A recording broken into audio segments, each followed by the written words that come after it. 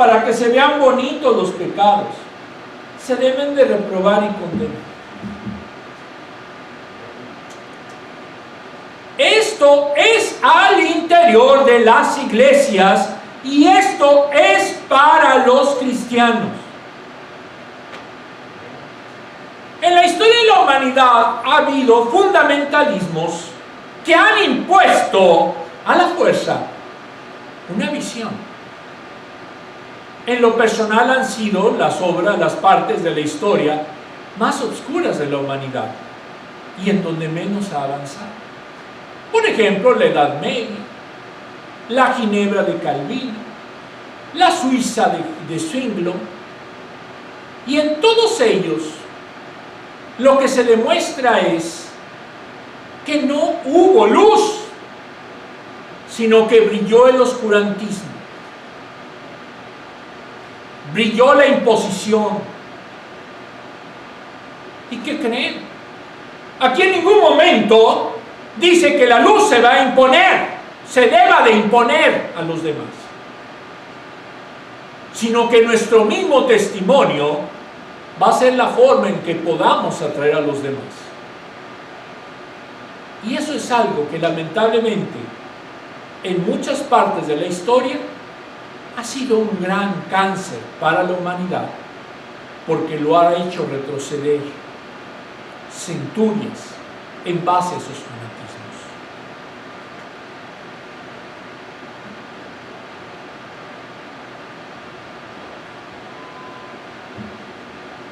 Versículo 12. Esos hechos ocultos se pueden referir a rituales iniciáticos de los misterios de la gnosis. Los pecados que nombra en el versículo 3 se practican ocultamente. El pecado cauteriza la moral y conciencia, haciendo que con el tiempo se practiquen abiertamente. Por ejemplo, la prostitución sagrada. Sí, las prostitutas en los templos existían, en los templos paganos.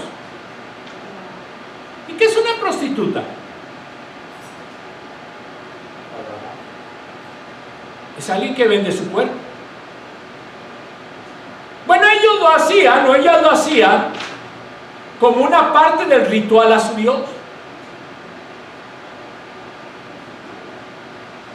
Y eso no era algo bueno. El cristiano no debía de practicarlo. ¿Por qué? Porque no corresponde a una conducta de un hijo de la luz. ¿O sí? Pero el cristiano las debe denunciar y reprenderlas. Si se pone en evidencia los secretos, se pone en evidencia el desorden moral. Se denuncian mediante una vida de bondad, justicia y verdad. Las alumbra mediante la luz que irradia. La moral del pagano y cristiano era totalmente distinta. ¿Y qué dice aquí que debemos de hacer? Que debemos de practicar la bondad, la justicia y la verdad. Ser éticamente intachables. En los cultos iniciáticos de la antigüedad existía, por ejemplo, entre los vikingos el sacrificio de niños. Entonces a su Dios se le sacrificaban menores. ¿Era justo? Era espantoso. Era el culto pagano. Pero el culto cristiano no debe de haber cosas que sean contrarias a la vida o en su momento a Dios. ¿Estamos de acuerdo?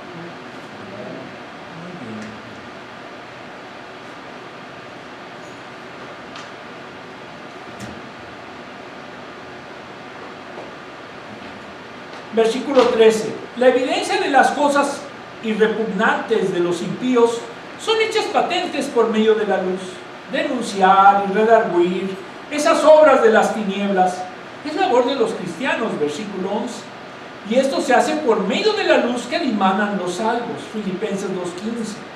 Porque en ellos está la verdadera luz, que es Jesucristo, Juan 8:12.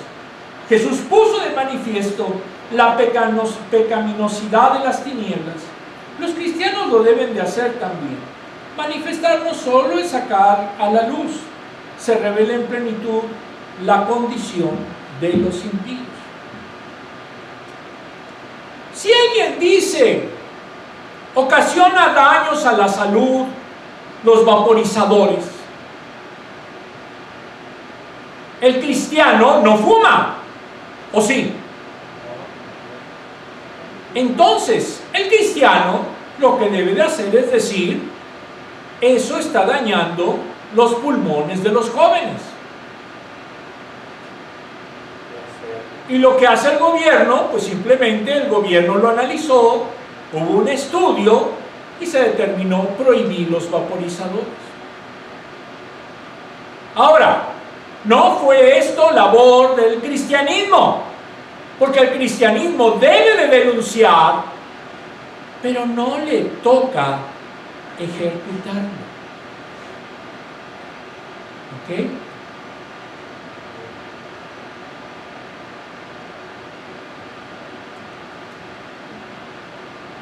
Versículo 14. No se sabe de dónde tomó la cita. Hipólito dijo que era una combinación de citas del Antiguo Testamento, Isaías 61, 26, 19, 21 y 51, 17. Severino dijo que era un himno de la iglesia primitiva. Hendrickson, al hacer un análisis, considera la primera opción. La segunda parte es un llamado para despertar y animar a los desanimados. El pasaje se dirige a creyentes para que vivan vidas consecuentes con su condición. Despertar para volver a una nueva esfera de plena comunión, 2 de Corintios 6, 17. ¿Lo hacemos? ¿Estamos viviendo realmente de acuerdo a la luz? Cada uno analícese. Vea su interior. Vea lo que proyecta al exterior. Si nadie sabe que usted es cristiano, no está viviendo en la luz. Está con una nubesota y en plena tormenta. Pero no se ve por ningún lado la luz. Se debe notar, porque somos luminarios. ¿Lo somos? No todos dijeron, ya me preocupa. El creyente controlado por el Espíritu anda como hijo de luz. El camino de Dios produce ir de la oscuridad a la plena luz, así como en su manera de pensar y vivir. Romanos 12, 1 al 2. Antes eran oscuridad, ahora son luz en el Señor. No es por un intelecto superior o haber sido expuestos a experiencias refinadas. Se produce por la vida de Cristo en esa persona. La luz no es un concepto filosófico, sino moral, fruto del Espíritu en toda bondad, justicia y verdad, comprobando lo que es agradable a Dios.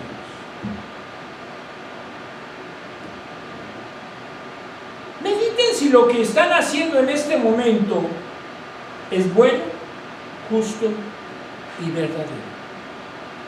El creyente controlado por el Espíritu descubre las obras de las tinieblas. El creyente es controlado por el Espíritu, rechaza las obras infructuosas para sí mismo y las reprende, las denuncia. Cuando se revelan las obras de las tinieblas, el creyente repudia esa vida pecaminosa, rechazando la invitación que le hace. Pablo habla de prácticas indecentes, groseras que practican en secreto. No se deja engañar, porque actúa con pleno conocimiento de la verdad del mundo y de su triste estado. La artista más de moda hace que las niñitas o los jovencitos se vistan iguales a ellos o a ellas. ¿Por qué? Porque forman un tipo. Si esa estrella es muy descarada o descarado, ¿qué significará? Que es un mensaje mundano. Y si lo siguen, ¿qué pasará? Pues que son del mundo. Entonces ahí vemos la expresión de lo que nos dice la palabra. El creyente controlado por el Espíritu anda en la luz de Cristo. En el mundo creen que viven mientras respiran, hasta que mueren. En Cristo se resucita de entre los muertos, alumbrado por Él. El creyente morirá, pero tiene la esperanza de despertar a la luz de Cristo. Es una transformación radical que ofrece, y el Espíritu Santo le efectúa en toda persona que rechaza las tinieblas y abraza la luz. ¿Lo hacemos? Damos un no. Me preocuparon. Medítelo. ¿Qué significa estar lleno de algo? Si su equipo de fútbol gana el campeonato, ¿cómo están ustedes? Grandotes, gigantes. Están llenos. Si a ustedes les gusta mucho la cerveza y se toman no un Six, Dog Six, un cartón, están llenos de cerveza. De hecho, en una prueba de alcoholímetro, si pasan determinados miligramos de alcohol en la sangre, ustedes tienen más sangre que alcohol, que sangre, que alcohol. Perdón, ustedes tienen más alcohol que sangre. Ya alguien por ahí se acordó. Y entonces, ¿qué pasa? Eso es estar lleno de algo. Quisiera que estuvieran llenos del Espíritu. Se notaría que están llenos del Espíritu. Pero si no lo están, no digo nada. ¿Qué significa ser lleno por el impacto de una persona? El maestro impacta a sus alumnos. Decía un maestro de los que fundó inclusive la Escuela Nacional de Maestros en México, secretario de Educación, Justo Sierra. El maestro, el profesor, solo da conocimientos, da información. El maestro forja espíritus. Y si nosotros creemos que nuestro maestro es Jesucristo, debemos de dejar que forje nuestro espíritu. ¿Amén o no? Porque la última vez nada más uno contestó. Efesios del 15 al 18. Así que tengan cuidado de su manera de vivir. No vivan como necios, es en otras iglesias, sino como sabios, aprovechando al máximo cada momento oportuno, porque los días son malos. Ya vimos que esta es una figura del lenguaje.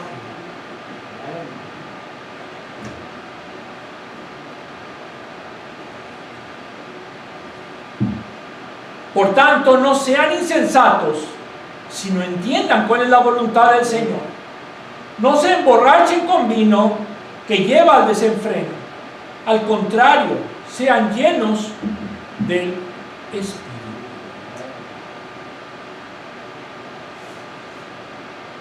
¿Prohíbe el cristianismo el alcohol? No. Sí prohíbe el emborracharse. Ese es el pecado. El alcohol es un solvente espectacular, disuelve familias, matrimonios, amistades, empleos, cuentas bancarias, neuronas, pero nunca problemas. No se emborrachen con vino, porque eso los arruinará la vida. En cambio, sean llenos del Espíritu Santo. Efesios 5:18. ¿Más claro? Ni el agua. ¿Mané? Más claro, no, ese es desinfectante. Porque no todo el alcohol es claro. Ahora, versículos del 15 al 17. La demanda de una vida de sabiduría. Versículo 15, se hace un llamado a vivir en la luz. Diligencia significa con exactitud, con precisión, y da a entender que la luz está amenazada por las tinieblas. Los deseos de la carne, el mundo que da tentaciones, llegando a un contraste, necedad y sabiduría. Los creyentes deben de tener sabiduría y entendimiento. Tiene espíritu de sabiduría, Efesios 1:8, 1:17. Esto les permite un correcto examen en relación con su modo de vivir. Cuando no se elige estar en la luz, pues va a ser muy fácil que caigan en vicios como el alcohol. Si no aplicamos esa sabiduría a nuestra vida, se convierte en un estilo necio, insensato. Entonces la sabiduría no es un conjunto de conocimientos, sino es una conducta ante Dios. La necedad es entonces un comportamiento equivocado hacia Dios. Cristo se reveló como el saber de Dios, 1 Corintios 1:24. El necio rechaza la sabiduría de Dios, 1 Corintios 1:23. El sabio se ajusta al pensamiento divino, 1 Corintios 2:2. Si no es sumiso, esa sabiduría es necio, porque rechaza a Dios y se autoexilia como hombre. Romanos 1:18, 1 Corintios 1:21. Cuando alguien simplemente dice no hay Dios, para él su razonamiento es lo más importante y deja entonces a Dios en segundo plano, no le importa, no existe.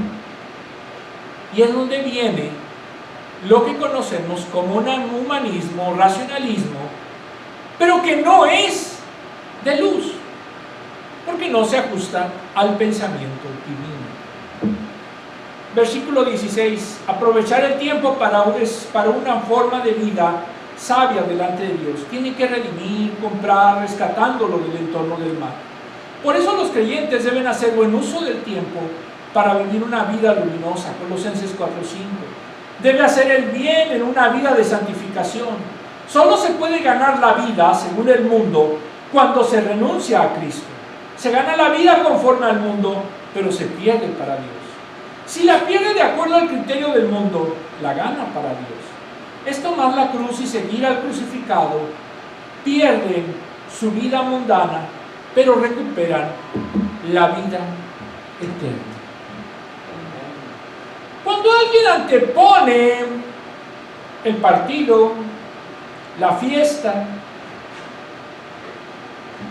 a lo que es servir a Dios, es del mundo, no es creyente, no se engañe.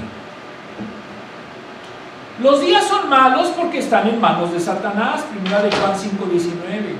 Están los tiempos gobernados por el mal porque discurren bajo dominio del maligno y son malos por la actuación de él junto con sus huestes. Hay muchas menos ocasiones para hacer el bien que para pecar. Por eso hay que utilizarlo lo mejor posible, Salmos 90:12.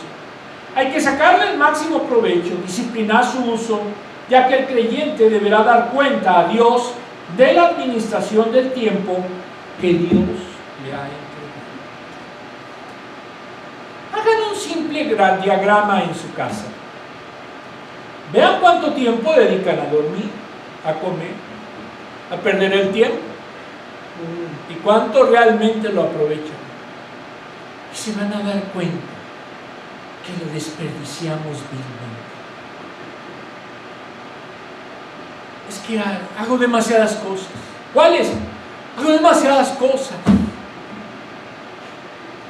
Y termina bien siendo real que esas cosas es ver la televisión, ponerse a meditar, ver el jardín a ver si ya está creciendo la florecita.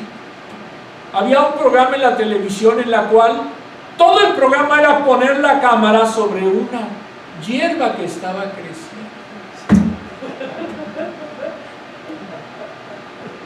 Y eso es aprovechar el tiempo. Para usar bien el tiempo necesitamos conocer la voluntad de Dios, que está en lo bueno, agradable y perfecto. Romanos 12:2. Si se entiende esto, actuará con sabiduría. El insensato pregunta constantemente: ¿cuál es la voluntad de Dios en su vida? Incluso creyentes utilizando ese desconocimiento como pretexto para su inactividad. Su voluntad es la perfecta sabiduría. Cristo enseñó en la oración modelo: hágase tu voluntad, como en el cielo, así también en la tierra. Mateo 6:3.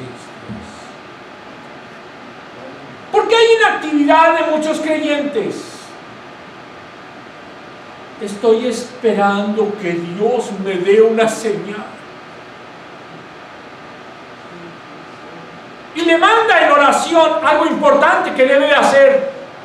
Esa señal es muy difícil. Voy a esperar otra señal. Y se llevan esperando las señales y nunca hacen nada.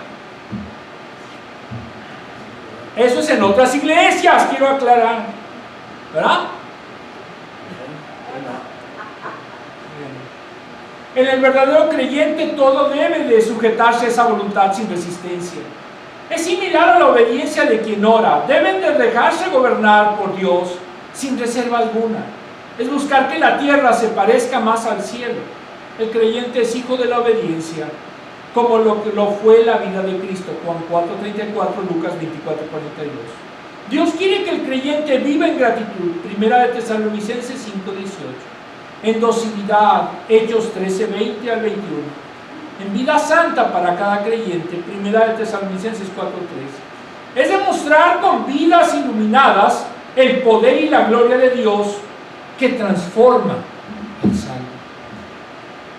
Si es un salvo que permanece hierático, hierático significa como piedra, desde que se convirtió, no es creyente.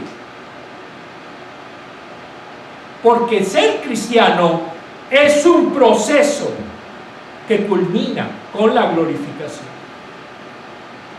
Si nos quedamos como bebés y no crecemos, pues no somos cristianos. Porque realmente no hemos hecho ni obedecido a ese espíritu que recibimos al momento de que creemos en Jesucristo. Versículo 18, en un interesante libro sobre la traducción más idónea entre el griego koiné y el español, de Karina Casanova, editorial Querigma, nos dice que este versículo, el versículo 19, estamos ante un participio, el versículo 18 y 19, estamos ante un participio presente, habiendo hasta 8 formas distintas de traducirlo. La más adecuada es ser llenos en o por el Espíritu, con el resultado de expresar entre vosotros salmos, himnos y cánticos espirituales. Porque la llenura no viene de esos cantos, entonces no se puede utilizar el gerundio. No sabía que en griego, para traducirse, haya hasta 8 formas distintas de hacerlo. Lo importante es entender siempre el contexto para que sea lo más adecuado posible. Ambas llenuras tienen consecuencias. Utilizando un adverbio de resultado, llenarse de vino conduce al desenfreno. Y llenarse del Espíritu a entonar salmos, himnos, cánticos, dando gracias en todo. Cuando un participio adverbial se usa después del verbo al que modifica, suele reflejar una acción o estado simultáneo o posterior a la de este. Pérez Milós, en una exposición muy amplia, es importante porque para esa vida no es posible alcanzarla por determinación y esfuerzo personal. Por ustedes mismos nunca se van a llenar de Espíritu Santo, porque eso es celestial, eso es divino, es sobrenatural. No es algo que ustedes van a poder razonar, o que ustedes van a poder hacer muchas obras para tenerlo. Necesitan dejar que el Espíritu obre en ustedes. ¿Es sencillo? No, porque significa renunciar a la carne, al mundo, a los pensamientos pecaminosos, y eso para muchos es imposible. Los hijos adoptados deben asemejarse a la imagen de su Hijo, Romanos 8:29, la cual es posible por la acción del Espíritu Santo. El apóstol hace un contraste. El hombre lleno de vino está controlado por el alcohol y no es dueño de sus propias acciones. El lleno del Espíritu está controlado y dirigido por él. El ser borracho es incompatible con el ser o decirse cristiano. Primera de Corintios 5:11, porque están bajo el dominio de las tinieblas. Hay desenfreno, disolución. El creyente está liberado, no controlado por vicios o pasiones, sino se guía y sigue la voluntad de Dios. Este versículo es un mandamiento. Vamos al desglose. El creyente controlado por el Espíritu anda sabiamente. Si somos hijos de la luz en Cristo, versículo 8, Pablo nos amonesta para andar como sabios, no como necios, aprovechando bien el tiempo, porque los días son malos, porque están llenos de incertidumbre, pero la sabiduría es escudo para los que caminan sabiamente, Proverbios 2:7. Si hay falta de sabiduría, hay que pedirla a Dios, el cual la da a todos abundantemente y sin reproche, y le será dada. Santiago 1:5. Ya dijimos que esto se refiere a que debemos de hacer la voluntad de Dios. 2. El creyente controlado por el Espíritu conoce la voluntad del Señor. Si es inmaduro espiritualmente, está inseguro de la voluntad de Dios para la vida. Pablo exhorta a no ser insensatos, sino entendidos de cuál es la voluntad de Dios. Insensato es ser incapaz de razonar y actuar de acuerdo con la nueva vida en Cristo. Si no reflejamos su presencia en nosotros, es contra la razón. Debemos conocer la voluntad del Padre en oración, estudiar la Biblia y buscar opinión de miembros que prueben su sabiduría y vivan con santidad. Si alguien no es santo, no le pidan consejos sobre santidad. Los creyentes controlados por el Espíritu viven llenos del Espíritu Santo. Pablo dice que esto es indispensable para tener éxito en la vida de fe. Por esto amonesta para que no se embriaguen con vino, en lo que hay disolución, acción y efecto de disolver, relajación y rompimiento de los vínculos existentes entre varias personas. Antes, hay que ser llenos del Espíritu.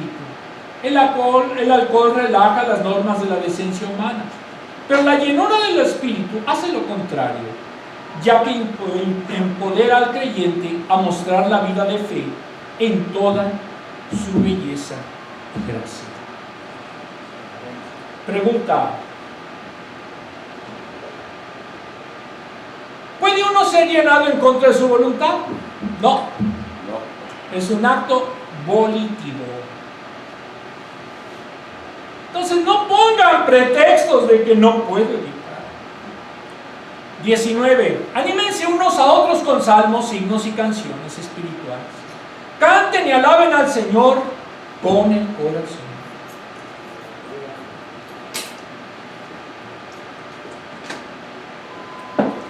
Dando siempre gracias a Dios el Padre por todo, en el nombre de nuestro Señor Jesucristo.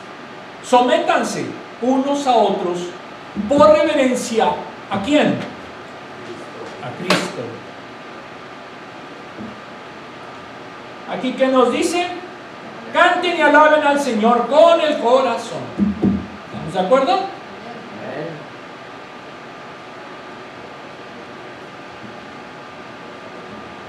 Versículo 19. La llenura del Espíritu Santo produce manifestaciones espirituales que acreditan ese modo de andar. El creyente ama las reuniones de la iglesia para animarse mutuamente.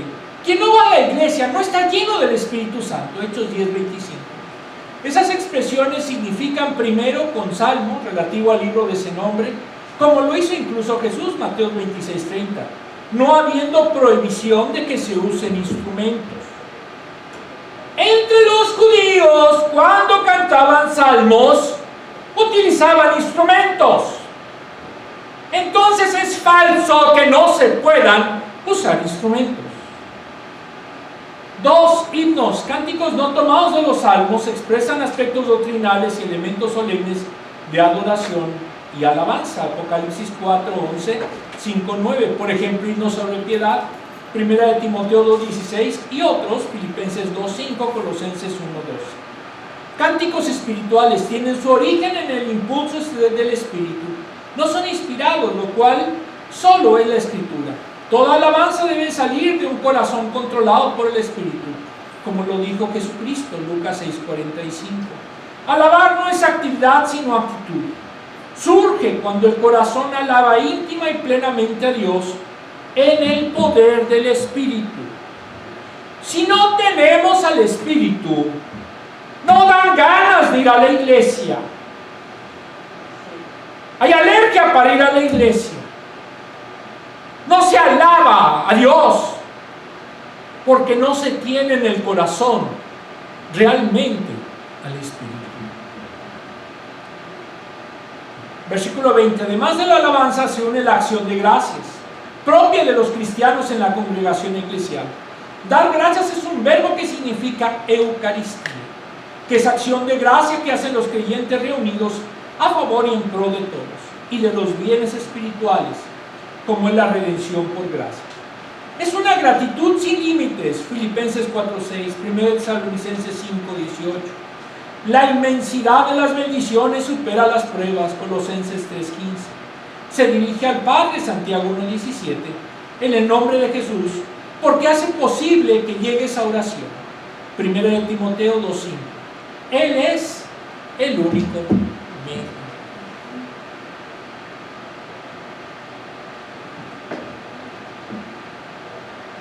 El último.